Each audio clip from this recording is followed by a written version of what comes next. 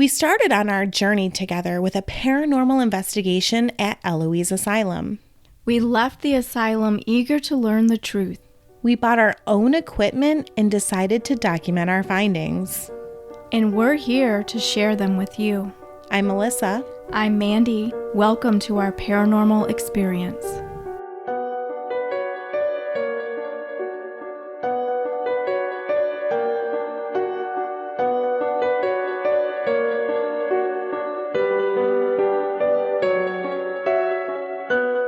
Welcome back to Paranormal Experience.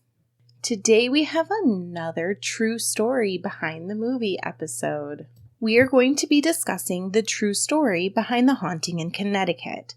So if you haven't seen the movie, there might be some spoilers. If you have seen it and want to know a little more about the true story, stay with us. This episode is going to discuss sexual assault, and viewer discretion is advised. In 1916, a colonial revival house was built in southern Connecticut. In 1936, just 20 years later, the house was converted into a funeral home. The house continued to operate as a funeral home until the mid-1980s, when the funeral home moved to a different location in Connecticut. The house stayed vacant for a few years after the funeral home relocated. The new owners, who owned a real estate office, wanted to convert the home into a real estate office, but zoning issues prevented them. I thought this was strange because it was a business before, but it wasn't allowed to remain a business. I don't know if the zoning changed maybe while the funeral home was in business. Right. I don't know. Maybe it's different there. Here in Michigan, things are either zoned residential or commercial. Sometimes they can be zoned for both, but I think it is strange that they weren't able to make their real estate business there. So instead, they decided to convert the home into 2 apartments that could be rented. The large white house was big enough. According to Zillow, the house is 3,084 square feet. Currently, it has 5 bedrooms and 2 bathrooms.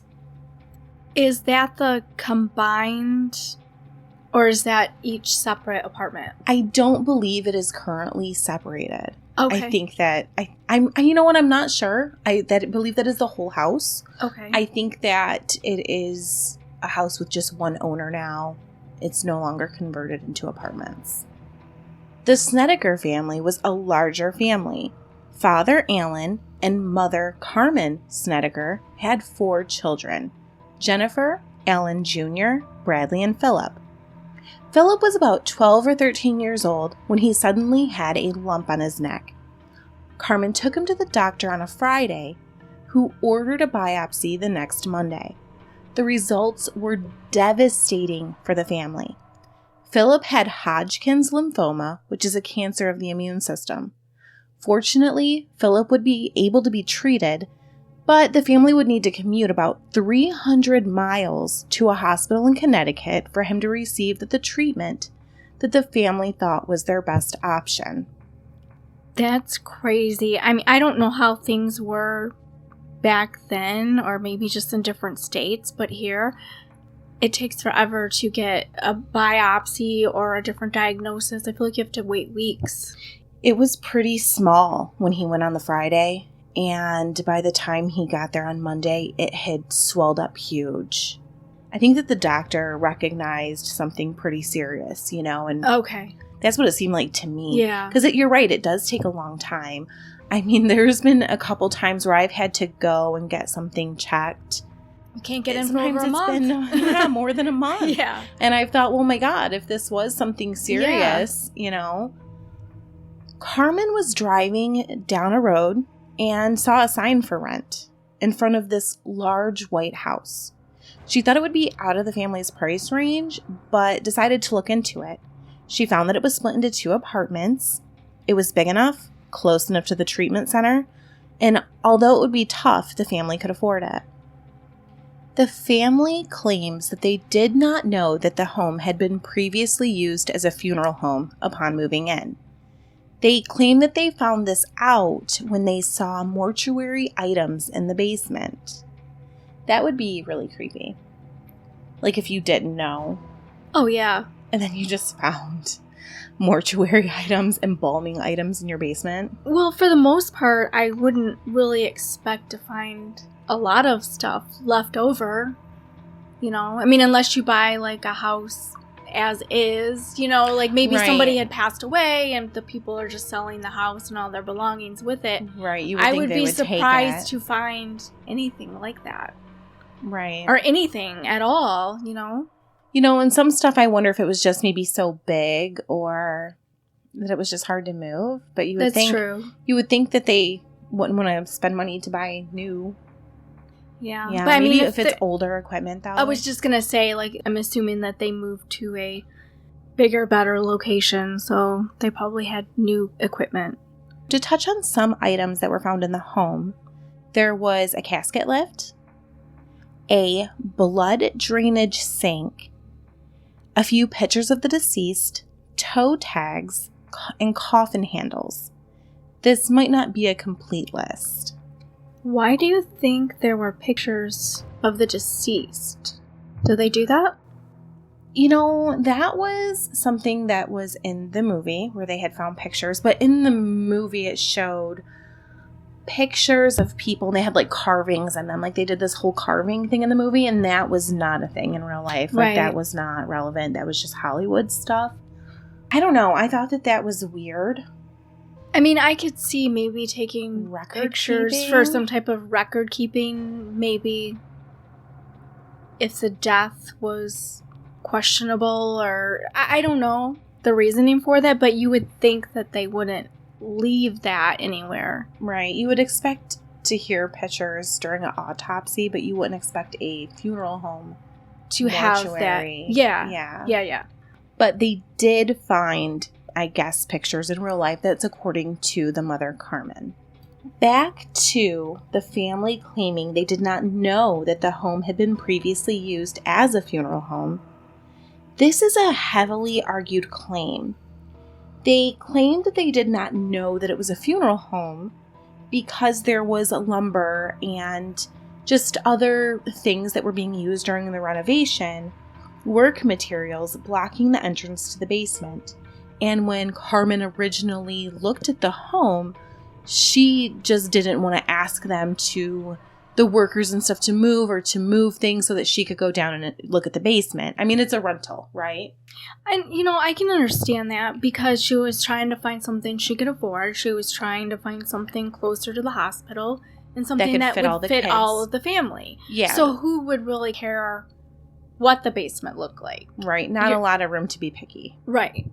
But during an interview on Sally Jesse Raphael, the neighbors claimed that there was a sign on the front of the house, you know, a funeral home sign. And I did see some pictures of the house, and I do get what they're saying. The sign, when I saw the pictures of the house, was covered with a piece of plywood. Okay.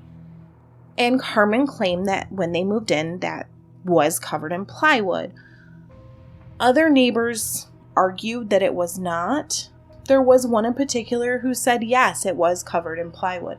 So that seems to be a bit of an argument. Which it would make sense that it was covered. If it was no longer being used as a funeral home, you would take the sign off of your business. Right. Or cover it. Right. And it had been vacant for a few years. But they were the first tenants. Well, them and the person that lived above them were the first tenants since it had been used as a funeral home. During another interview with Midnight Highway, Carmen claimed that before moving in, she had a dream that the house was a funeral home, and upon arrival with the U-Haul, she asked her husband Alan to check. He came back with the attitude of, how could you not have known that this was a funeral home? There's a bunch of embalming items out in the open in the basement. So she explained that she didn't go down there. They decided that since no one had passed away in the home, that it was a funeral home, it should be fine, and continued the move. I almost would feel better living in a house where somebody passed away than in a funeral home.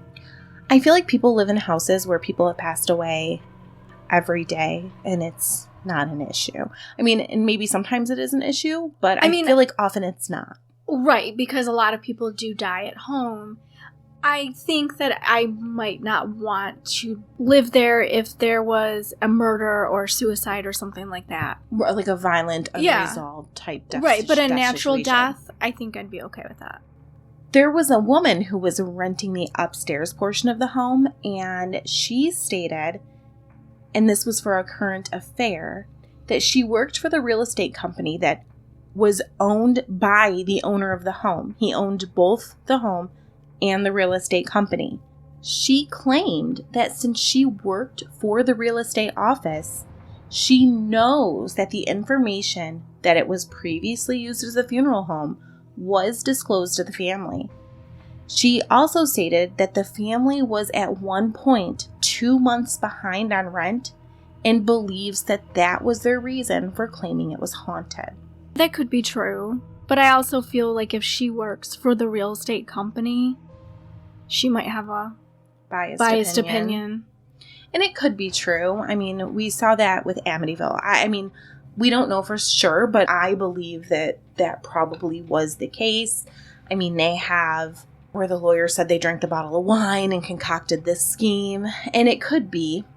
I just think, as a rational human being, there's so many other avenues I would go through first, right? Like, if I could not afford my rent and my son was undergoing these cancer treatments, I think they knew, right? They knew why they wanted to live there. I don't know if she approached the landlord, but I think that that would be a reasonable thing to do. Say, hey, we don't need to be here anymore. We can't afford it. His cancer treatments are really running us into the ground. Mm-hmm. Is there any way that we can get out of this lease? But not everybody is sensible or does sensible things. So I can't say that. But right. I mean, it seems reasonable that he may have potentially considered that. I would think most people would. I mean, but there are some people that wouldn't. I know some people are all business, and that's okay too. If I were the landlord, I would probably be okay with that just because they're not able to pay anyway. Right. So how does them staying there till the end of their lease help him? Really? You could be in a situation where you need to evict somebody, mm-hmm. and they're staying there for months with non-payment. Right. So, Melissa, now I want to talk about the Sally Jesse Raphael interview. I know we both watched it on YouTube.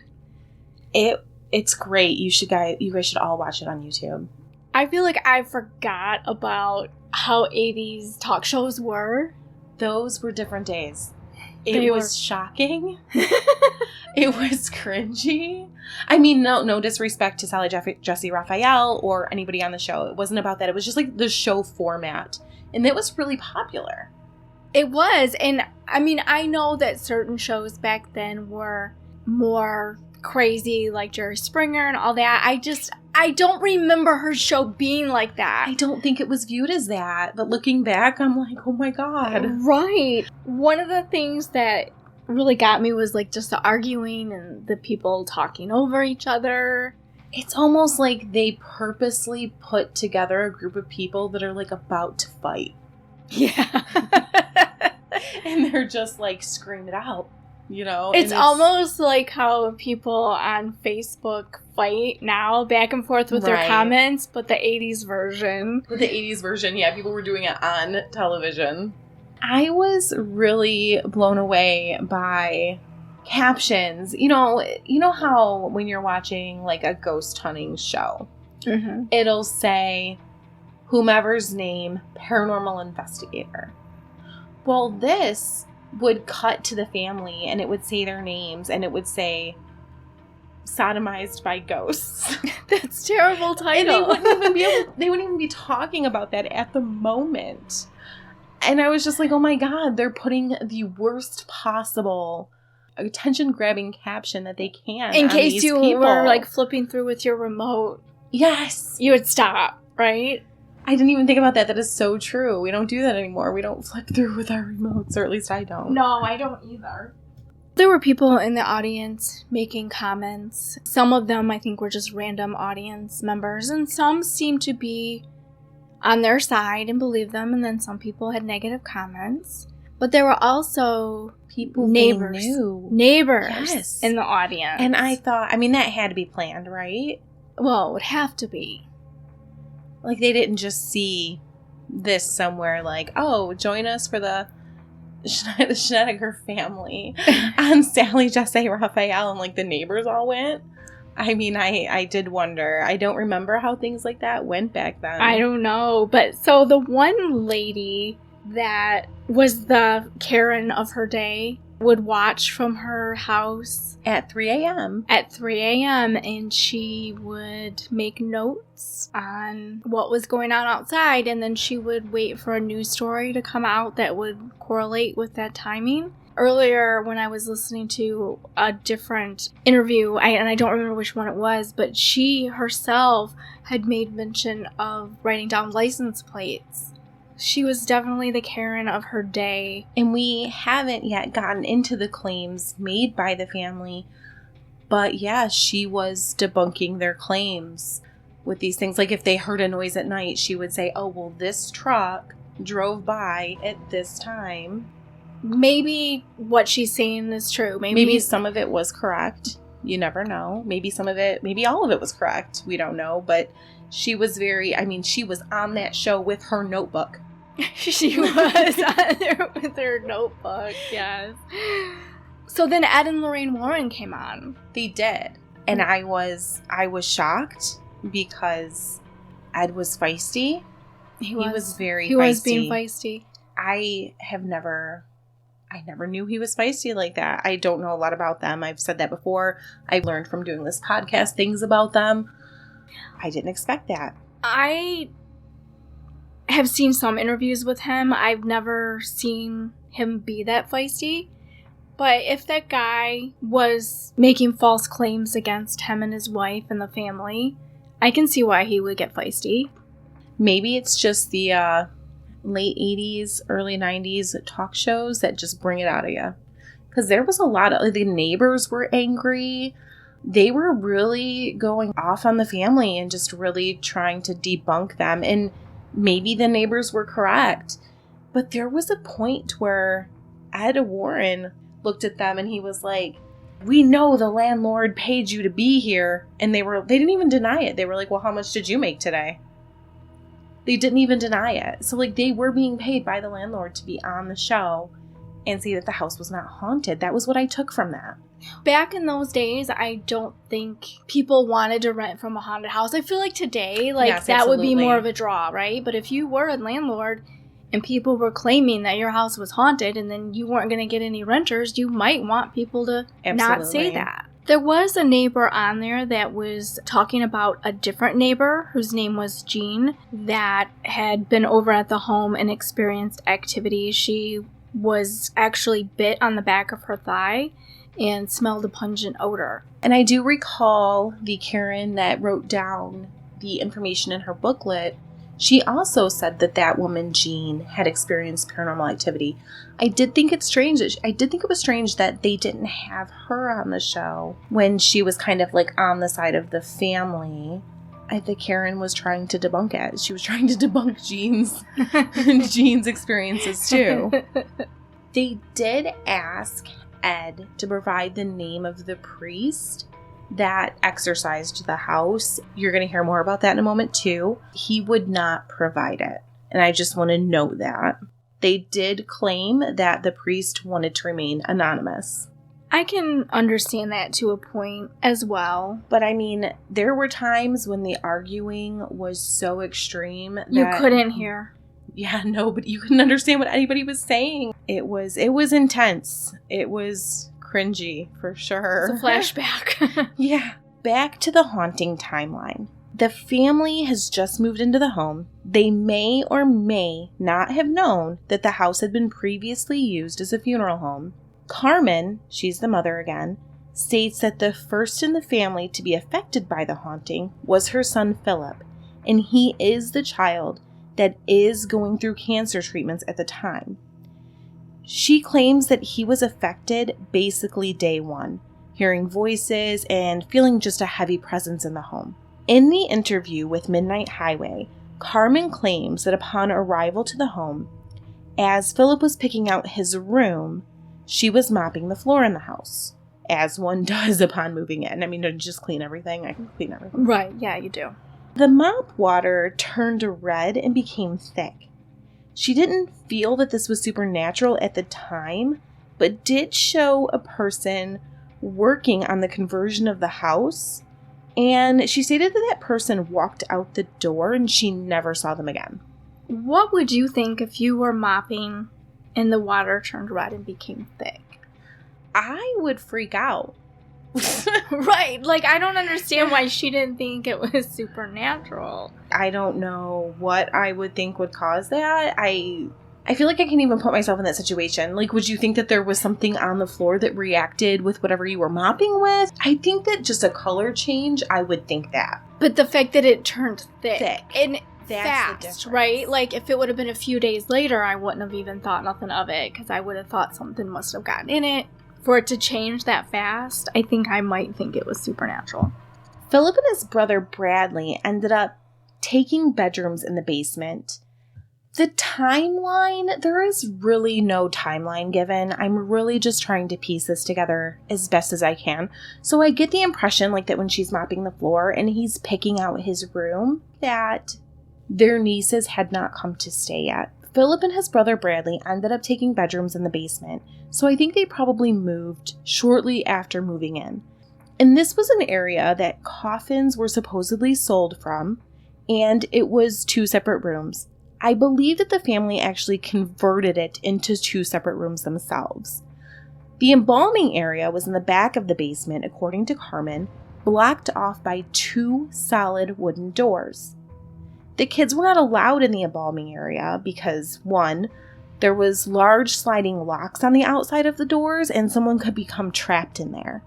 And 2, she was unsure what type of chemicals had been previously used in that area, and she was afraid it wasn't safe. I mean, good points.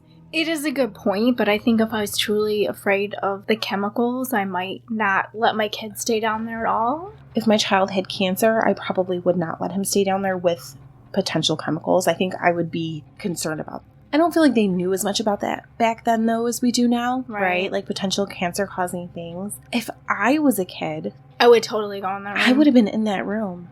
I would have been in that room. Nobody would have known I would have been in that room. I would have been in and out of that room all the time. They should have put a lock on the outside. That would have been a good plan. You gotta do what you gotta do to keep your kids out of the embalming room. As one does. Yeah. As the family lived in the house, 13-year-old Philip, I don't know, he might have been about 14 at this time. Like I said, there's really no good timeline. They said his personality started to grow darker and darker over a period of time. He started dressing different. I get the impression, kind of goth. Writing poetry about necrophilia, they claim, which is going to be important later. And his attitude just became more depressive and even kind of mean over time. There's a couple of thoughts that I have on that. He's a teenager. I think that is the age. Let's take away the poetry about necrophilia, because I feel like that is kind of over the top, right? Poetry, let's just say even about death or anything scary or creepy, that could be a normal teenage phase. This is like 86, 87. That was very normal back then, right? Like that was how kids rebelled. Am I wrong? Like you're thinking of the whole 80s satanic panic. The kids back then went through that type of thing. A lot did, at least, right? And then the other thing that I was thinking, he's facing his own mortality at such a young age. Like maybe this is how he's dealing with it or expressing it or trying to understand it.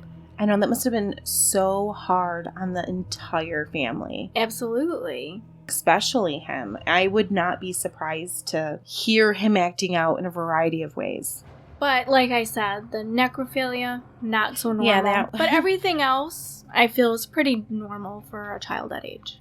So after a few months living in the home, I'm not exactly sure how long, because like I keep saying about the timeline, 2 of Carmen's sister's children came to live with the family.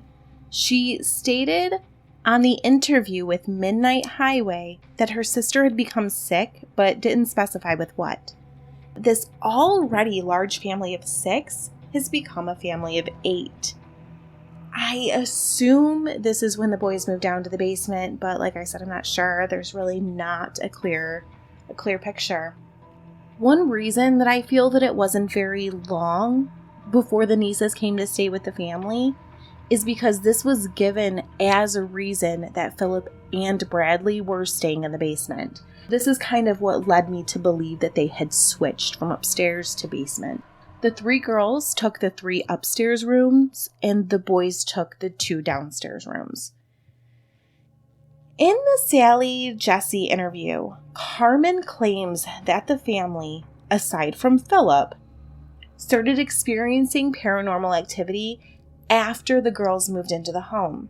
In the Midnight Highway interview, Carmen states that it took a year for her to believe the haunting claims of the children.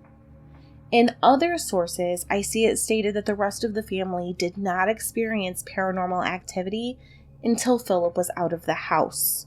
We'll talk about that a little bit more in depth in a few. So, Melissa, I know I've said this in other podcasts, but it makes me think about the 2 girls that came there. They're teenagers. And they already did have 1 girl, right? So now there's 3. Right. There's 3 girls. And these 2 girls, they came to live there because their mom is sick. That's what you had thought, right? So they're probably going through some emotions of their own. And then, the Snedeker family is going through their own emotions. I wonder if it was the girls, the whole hormone thing that we talked about before that causes like poltergeist activity and all of the range of emotions that gave the haunting more energy. Yes, absolutely. Or attracted it to them somehow. Philip was already experiencing it from day 1, correct? So just the rest of the family hadn't. So yeah, maybe it gave them more energy to feed off of. Right. Philip's emotions too. I mean, maybe it's the same for boys. I know they always say teenage girls are more hormonal, but he had reason to be more emotional. Absolutely, he did. Some of the things that Philip claimed to experience included things like a tall man with long black hair down to his hips, a boy in Superman pajamas, and a man in a pinstriped suit. The man with long hair would sometimes threaten Philip, or sometimes just stare at him, saying his name over and over. That sounds like a scary ghost. He does sound scary. The Superman one, the little boy with the Superman. Not scary. It's not scary, it's kind of sad. Like, I want to hug him. When this started, Philip's mother, Carmen, talked to the doctor. She claims that she thought it was possible side effects of the treatment that he was undergoing, which I think is sensible. I would probably assume that too. I would too. The doctor stated that it was not possible, that it was not a side effect of the treatment.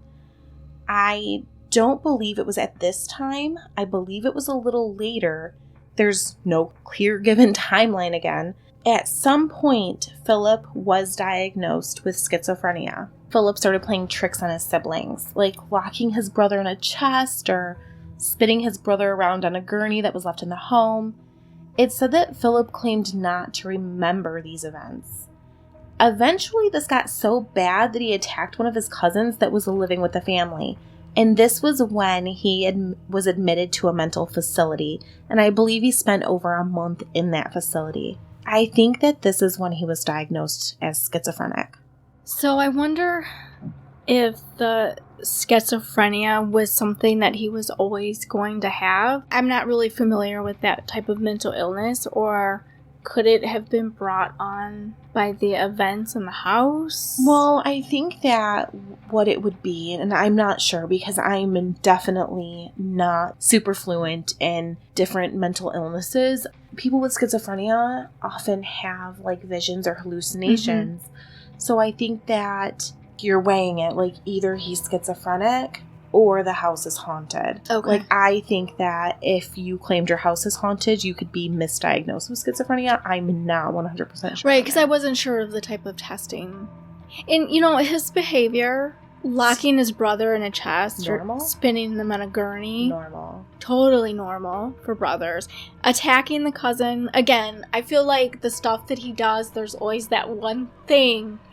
Yeah, that's just over the line. It's just a little, it crosses that line. Yeah, because like attacking the cousin. And I've heard a few different things about this attack. Like I've heard that he attacked her trying to rape her. In most sources, I didn't see that. It just said, like, he attacked her. I'm not really sure. I saw it so little that I don't want to assume that that's correct information, I guess. It could have been quite violent. I don't know. But the rest of the stuff I think is normal. I mean, like, one time I set a paper plate on fire. I hope my mom's not listening. I set a paper plate on fire. I don't even know why. Like, why did I do that? Like, why did I set a paper plate on fire? And I dropped it on the carpet. And so I had to hurry up and put that out because I didn't want to burn the house down. Yeah. And I did, but it singed the top of the carpet because the carpet was longer then. Yes. And I had to get down there with scissors and trim the top of the carpet off. So there was always this one circle that was lower. It was just a little bit lower. And nobody ever noticed. Kids do weird stuff. They do. My friend Crystal and I got walked in by her mom. She had a gas stove, and we had Barbie heads boiling in a pot and their legs over the flames. Kids, don't try any of that at home. No, do not. Kids today don't do stuff like that anymore. Well, they constantly have entertainment in their hands with their phone. We had to create our own. Yeah. Me and Mandy are old enough to where we boiled Barbie heads and set paper plates on fire. And I'm normal. I'm totally normal. You're normal too. Maybe you are not. That's why we're doing this together. Maybe. We do paranormal investigate, so are we normal? I don't know. From my understanding, this is when the remaining family members in the house started experiencing the heavy paranormal activity when he was put in the mental facility. There was a point on Sally Jesse that people were disputing the haunting by saying that Philip was on drugs, which they did find out that, like most teens, Philip did dabble in drugs. There were people there, neighbors, younger neighbors that said, they know he had done acid and that he could have been hallucinating. And I mean, this turned into a big argument. And I mean, people were really at it at this point. And one of the cousins that had resided with the family tried to speak up and say, but Philip wasn't there the whole time. He was sent to, and then somebody's hand waved and she shut up. And I think she was saying he was sent to the mental facility. They kiboshed that conversation and no one was listening to her enough to notice that she stopped mid-sentence except for me and probably other viewers, but nobody on the set, right? Because they were all arguing so hard. I can't imagine what that argument would have turned into if it would have started including, I mean, she was trying to defend the haunting, but, if they would have said, oh, wait, he was in the mental facility, I can't imagine. So then they would just discount everything because he was in the mental facility. Right. Yeah. Right. And people did stand up and say things like, oh, you're saying that this isn't real just because he was on drugs. Like, kids do drugs, and it's true. I mean, a lot of them do. We aren't advocating for that. Kids don't do drugs. I mean, it does happen, right? Teenagers do stuff. Especially teenagers that are under high amounts of stress. Yeah. Living in a haunted house. Yeah, living in a potentially haunted house with many other people. Oh, God, yeah. Trying to, going through hormones. Oh, my God. Imagine all that. Claims from the family included disembodied voices, shadow figures, black mass apparitions that didn't seem heavy until they were like next to you, and then they felt like a 200-pound man sitting on your bed next to you. They claimed that they were sexually assaulted by these spirits, and this sexual assault included rape and sodomization, which is why the family, or at least Carmen, believes that it was an incubus and succubus. That's scary. I was just sitting here, like, as you were saying that, would you be more scared of disembodied voices or shadow figures or, like, apparitions that you could see? Oh, man, that's a tough one, Mandy. That is a tough one. I think that I might be more scared of the disembodied voice. I think it would be the black mass apparition, right? Because it's heavy. Mm-hmm. Like, that would scare me. Like, it would seem like... I mean, it would all scare me, but if I had to pick... Yeah, I think I would pick that one. The reason that I'm saying that is I think that if I seen something, maybe I could get away from it. Like, know where it was, right? Whereas, like, a voice could be everywhere. Yeah, and nowhere. all at the same time. Back to the sexual assault. The sodomization in particular is a very large claim made by both Alan and Carmen. They describe it as a burning, and Carmen later claimed that it did not feel like a penis, but rather felt like an object. She also claimed that she would experience this in bed, while doing dishes, running down the street, and she would sometimes hear laughter. And I'm sorry that I'm laughing, but I don't know why I feel like this sounds like a really terrible tampon commercial. Like running down the street doing the dishes.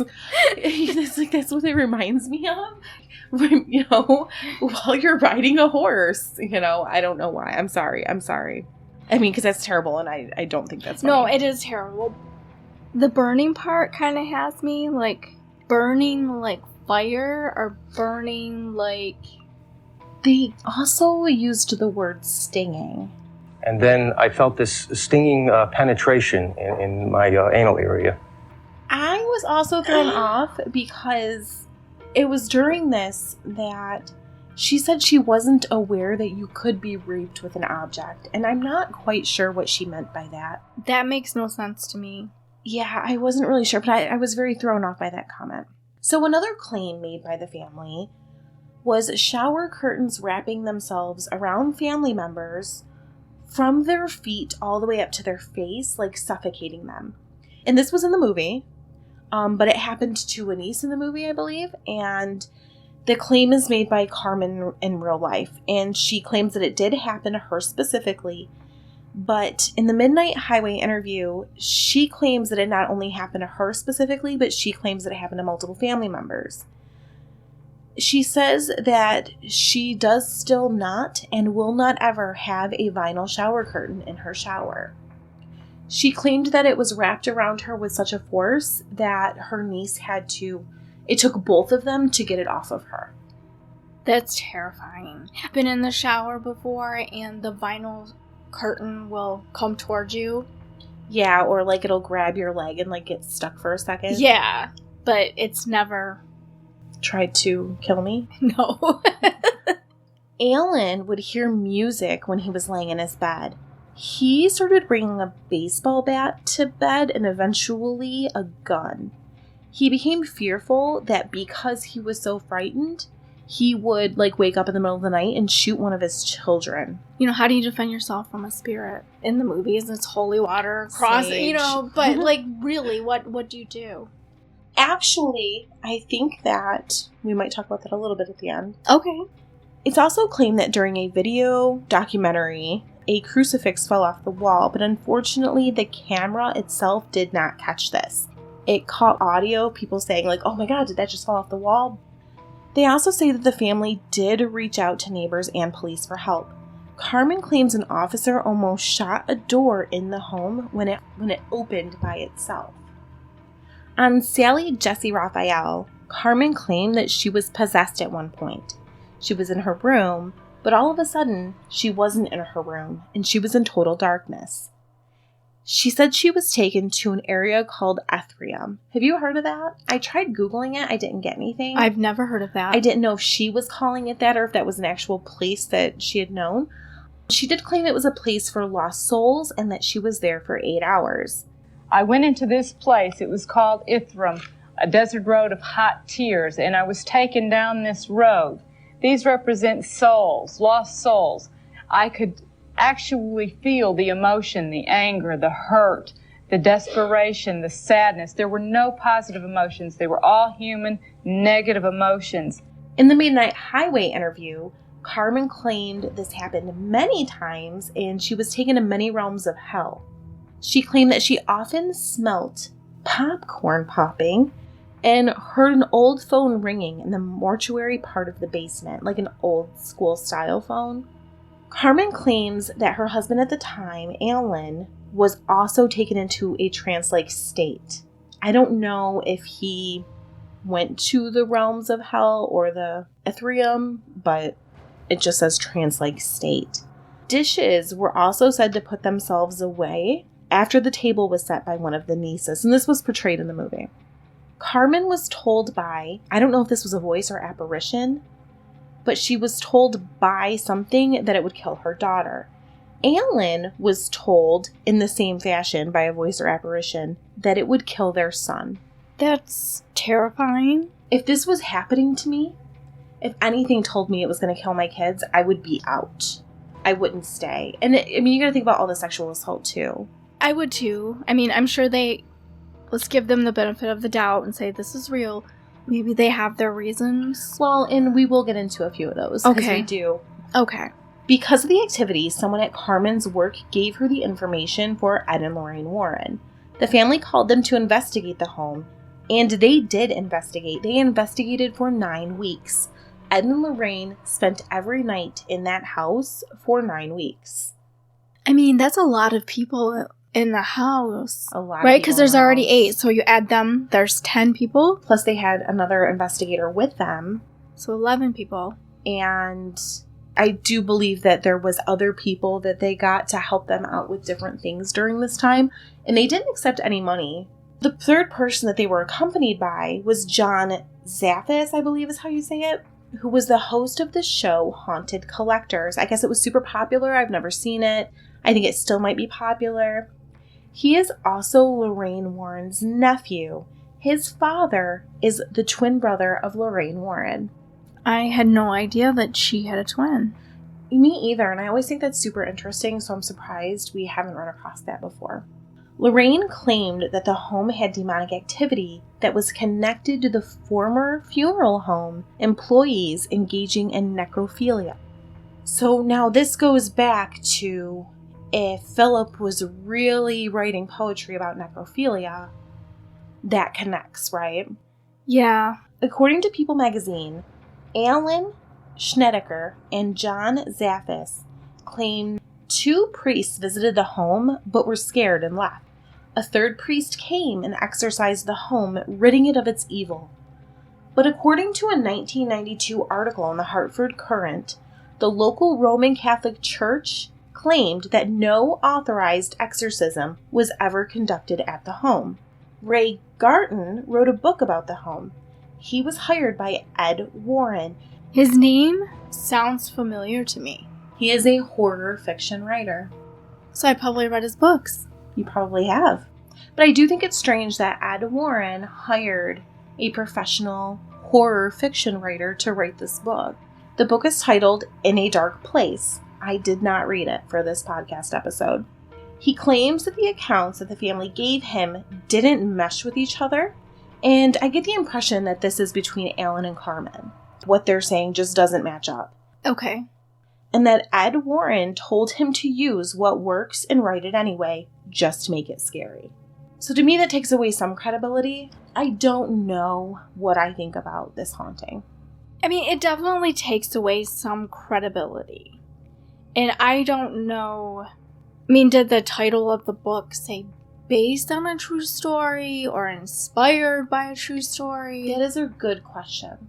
Lorraine Warren claims the real story includes things like sounds of chains pulling coffins up the stairs at 3 a.m., levitating blankets, rosary beads being pulled apart, and a seemingly supernatural occurrence of a large chunk of tree falling for what seemed like no other reason except for that the exorcism was occurring at that time. So they were performing an exorcism, from my understanding, and a huge chunk of tree just fell right into the family's front yard. You know what I realized that I didn't really know or think about before? When I think of exorcism, I always thought of it as a person being exorcised. I didn't know they could do that to a house. It didn't really occur to me that it was strange, but I don't think I've heard of it before, now that you say that. Right. I did hear Carmen say, and this was on the Sally Jesse show, because people were saying that the exorcism never occurred, that if you dig down 10 inches, I think, in each corner of the house, like on the outside, you'll find some sort of medallion. It still doesn't prove that that's from the exorcism, though. You're right, it doesn't. It wasn't too long after that the family moved. They had spent 2 years total in the home. Philip did go into remission and was able to become a truck driver, and he had 4 children of his own. Unfortunately, the cancer did return, and it claimed his life in 2012. He was only 38 years old. That's sad, but I mean, he did live a long time after It's true. his original diagnosis. It's sad. May he rest in peace. When asked why the family didn't leave, Carmen gave a different reason in 2 different interviews. One for Sally Jesse and one for A Current Affair. And here are those reasons. Where would we go? Children need stability. Even if it's going to kill them. Hopefully it won't kill them. Sally, that would have been the first choice we would have had, but every time we did leave the house, it would follow us. I'd go to work, and the computer system would go down, or the phone system would go down. The people at work are the ones that gave me the phone number to the people that finally helped me. My husband went to work. His car, he parked and went inside the building. As he did, the car started back up and drove into the building. We didn't want our family members harmed by whatever was harming us. It was bad enough. That's another inconsistency. Like, I do feel like there's some inconsistencies in this story. Just a couple sentences ago, you had mentioned that they lived in the house for a total of 2 years. Yes. According to one of the sources, Carmen and the rest of the family didn't start experiencing paranormal activity till after a year. Correct. So that's really... Well, I do see what you're saying, and I do take it like that too. Mm-hmm. But I feel like it wasn't that they didn't start experiencing paranormal activity. It was that she didn't believe the children. Like, she didn't experience it until a year in. Okay. That really gives her a year of believing, right? Correct. Before they left. Which really isn't that long. It's really not. But it is when you're talking about, like, sodomization, your children being molested, where the niece, and I believe this is the day that she claims that she started believing, the niece was saying someone was, like, in her room, and she ran and got Carmen, and Carmen came back, and the niece was, like, clinging to her, and the niece was saying, oh, they're coming, like, do you feel them? They're coming. Carmen said at that moment she didn't know what she was talking about, but she figured out there was, like, a heaviness that you could feel. And let me play a clip for you of what she saw. And the third time she did that and I pushed her back, I saw an arm, the knuckles, the joints, and the wrist go up under her long nightshirt, up over her breast, and back through the wall. At that point, I realized something was going on. I agree that if things like that were happening, you would leave. But overall, you know, you can look at it a different way. A year there really is more than isn't- one way to look at it. It's not really that long, and you may tell yourself, like, we're just gonna stick this out until his treatment's done. Right. You know, I don't know how long he had to take that treatment. There could have been a variety of things, and realistically, nobody really did get hurt. And the family does claim that the exorcism worked, and they themselves are no longer haunted, and neither is the house. Carmen and Alan have gotten divorced, and Carmen is remarried and now goes by the name Reed. She is writing a book, and she claims that this book will be a more thorough version of this story and also have tips for helping people deal with a haunting of this sort. She seems to believe that the family might have a bit of a gift. She stated that when she was little, she had imaginary friends. As she grew, she believed that they were imaginary friends because that's what she was told by adults, right? That's what they tell you. But now that she looks back, she claims that she's not so sure. She also believes that Philip potentially saw spirits when he was 3 and 6 years old. At 3, she claims he was afraid of a wooded area because of an unseen man. And at the age of 6, he saw a levitating priest that wasn't there in a monastery. That visual is so scary to me. It's like... I mean, anybody levitating is scary. Anybody levitating is scary, but I guess I think about, in The Conjuring Part 2, the nun. So now I'm thinking of, like, the priest, the male version of the nun. Right. Like, that's the visual I get. He's probably a nice guy. Why is he floating? These days, I guess she cleanses homes, and she says sometimes paranormal investigators reach out to her for help binding spirits. So I guess that's what you do, Mandi. You bind the spirits and you send them back to where from which they came. But how does one bind? I don't know. No one else, including the upstairs neighbor, other tenants or owners have experienced any paranormal activity in the home. Neighbors and the upstairs tenant that were around the family at the time seem very adamant that the house isn't haunted and possibly even a bit hostile by the claims of haunting. On one hand, I can understand why they may feel hostile toward it. I mean, if these people are saying that the house is haunted and they have police coming over and investigators coming over, there's probably a lot of activity in their neighborhood. There's probably a lot of people possibly hearing about this and driving down their street. But at the same time, how do they know it's not haunted? Like, did they go in the house? Me and you were actually talking about that earlier, that there was actually a part in the Sally Jesse Raphael Right. where somebody addressed the Karen Yeah. and said, but you did all this. Did you go and try to help? You didn't go and try to help. Why didn't you do that? I feel on the fence about it. I don't feel like I could go one way or another. I do feel like I did think it was a load of crap at first. The more I looked into it, the more I thought it was potentially true.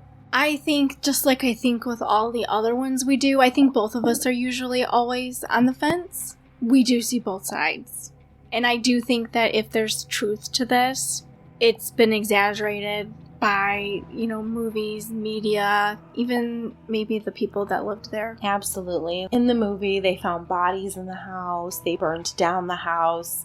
It was only a small amount, the actual story. And some of these things in this actual story, like her going to all these realms of hell and, that place where she said that she went with the souls, and I feel like this alone could have been a very terrifying movie.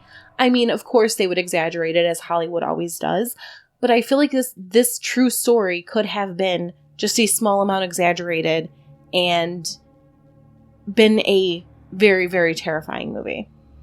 Yeah, I agree. One point that I did want to touch on really quick, if that's true, like if those people, I mean, I know they were already dead, but let's say their spirits were around somehow and they knew what was happening to them.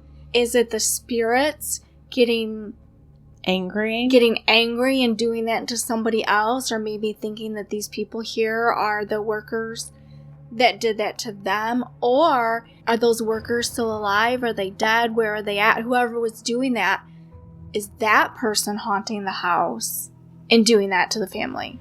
And I didn't think about it in that same context of the corpses were abused, and so their spirits could be abusing in return, which is kind of like a cycle that we actually see in real life, right? I did think about it in the context of if these corpses were actually abused, which, I mean, there is no real proof of that, but if they were, I do feel like that could cause a haunting, because why do we have these traditions of you must do these proper things with bodies? The farther you go back, the more careful you must be and the more respectful you must be to a body. So I do feel like that could potentially cause a haunting. Although now we do autopsies, we cut them up, but maybe because it's not done with malice, there's a difference there. Right. Well, I mean, I guess, being assaulted when you're dead and if you're a ghost, I mean, maybe that could be just as traumatizing as if you were alive. Food for thought. Me and Mandy will soon be doing our next paranormal investigation episode, and we just happen to be spending the night in a home that was converted into a funeral home. Yes. Isn't that coincidental? It is. Yeah, I thought of that after we started doing this. I'm like, oh, great, we're going there. I'm excited. I mean, it's not there. It's a different one. No, it's a total different one. It's in Indiana, but we're excited. Yeah, we are so excited. We can't wait. We just want to spend the night in a funeral home because we're weirdos. Well, we hope you enjoyed our episode on the true story behind a haunting in Connecticut. Was this a case of an actual haunting? Well, we'll leave that up to you. Thanks for listening. Bye. Bye.